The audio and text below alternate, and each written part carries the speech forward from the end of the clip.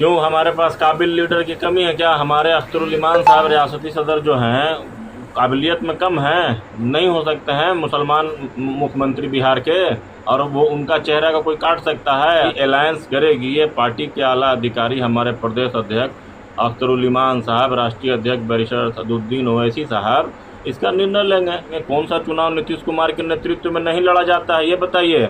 जब नीतीश कुमार एनडीए के साथ जाते हैं तो नीतीश कुमार के चेहरा पर, जब ये इंडिया गठबंधन में थे, मैंने राजद अलायंस के साथ थे तो भी चेहरा नीतीश कुमार थे, तो चेहरा तो नीतीश कुमार रहते हैं। यहाँ विपक्ष सिर्फ बदलता है।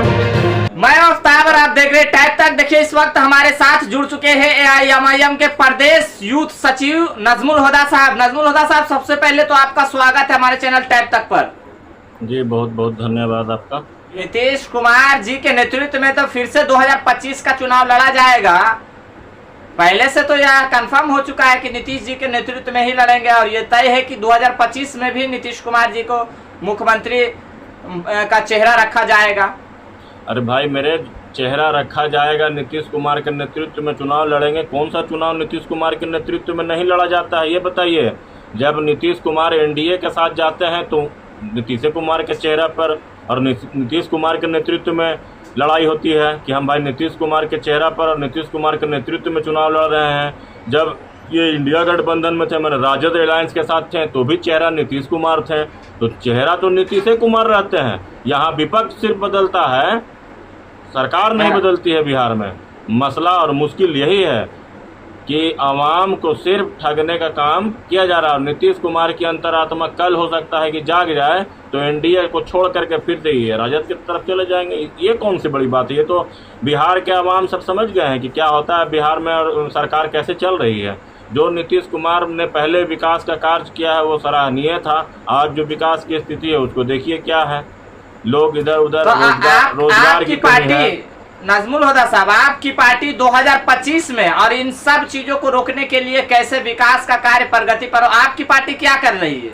हमारी पार्टी की साफ बात है भाई कि हमारे ऊपर जो तुम लोग इल्ज़ाम लगाते हो, हम लोग चुनाव लड़ेंगे 2025 में, विधानसभा का चुनाव लड़ेंगे और लगभग सभी सीटों पर चुनाव लड़ा जाएगा। और हमको अगर इंडिया अलायंस वाले नहीं पूछते हैं तो ना पूछें। जिस तरह हम लोगों ने लोकसभा का चुनाव लड़ा है उसी तरीके से हम लोग विधानसभा का भी लड़ेंगे। इसमें कोई मतलब इफ एंड बट नहीं, हम लोग लड़ेंगे तो लड़ेंगे, सीधा सा बात है। आप लोगों की पार्टी अलायंस की बात चल रही है। हमारी पार्टी अलायंस करेगी ये पार्टी के आला अधिकारी हमारे प्रदेश अध्यक्ष अख्तरुल इमान साहब, राष्ट्रीय अध्यक्ष बैरिस्टर सदुद्दीन ओवैसी साहब इसका निर्णय लेंगे। प्रदेश के लोग हैं, आदिल हसन साहब हैं, अख्तर साहब हैं, ये लोग समझेंगे किससे अलायंस करना चाहिए, किससे नहीं करना चाहिए। सिर्फ अलायंस करके चुनाव लड़ना ये भी नहीं ठीक है। हमारी आइडियोलॉजी, हमारी जो पार्टी की जो मांग है, जो डिमांड है, उसके साथ अगर कोई पार्टी फिट बैठती है तो उसके साथ हम लोग अलायंस करके चुनाव लड़ेंगे, नहीं तो 243 पर लड़ेंगे।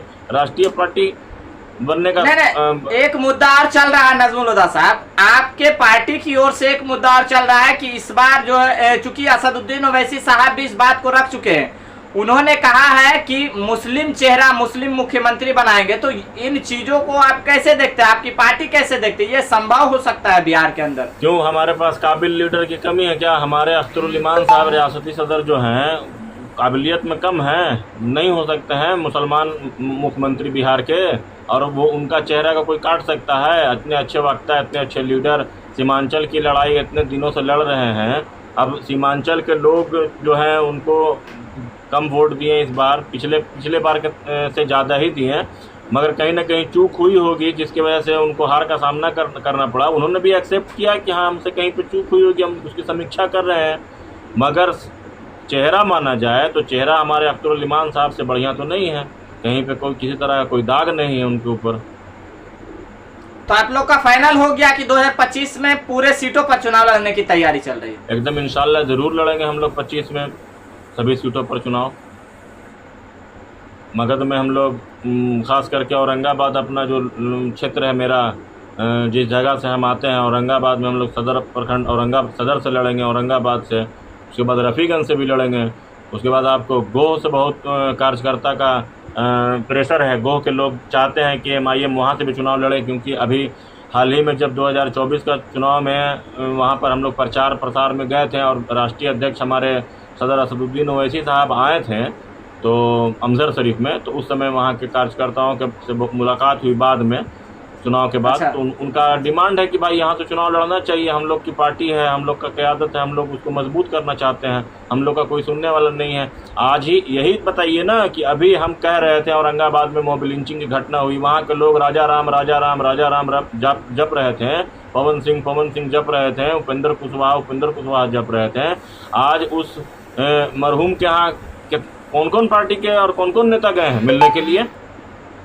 हमारी जानकारी के मुताबिक आज तक अभी तक कोई उनके घर पर नहीं गए हैं। और दूसरी चीज़ है कि इस मैटर को कहीं ना कहीं दबाने की कोशिश की गई है, क्योंकि हमें भी जो मालूम चला है वो आज से 2-3 दिन पहले मालूम चला है। आपको अखबार के माध्यम से, एक अखबार में हमने न्यूज़ पढ़ा तो हमने फिर फ़ोन किया वहाँ पर अपने कार्यकर्ताओं को, तो बताया कि हाँ सर ऐसा घटना यहाँ पर हुआ है। अच्छा। तो उसमें 2 लोग शायद जख्मी हालत में थे, वो लोग का इलाज हो रहा है। हम जाएंगे तो इंशाल्लाह सभी लोगों से मिलकर बात करेंगे और उसके बाद फिर हम अपने पार्टी कार्यालय से आपको भी इत्तला देंगे कि क्या मामला हुआ था और कैसे हुआ था। चलिए, बहुत बहुत शुक्रिया नजमुल हुदा साहब। जी बहुत बहुत शुक्रिया आपका।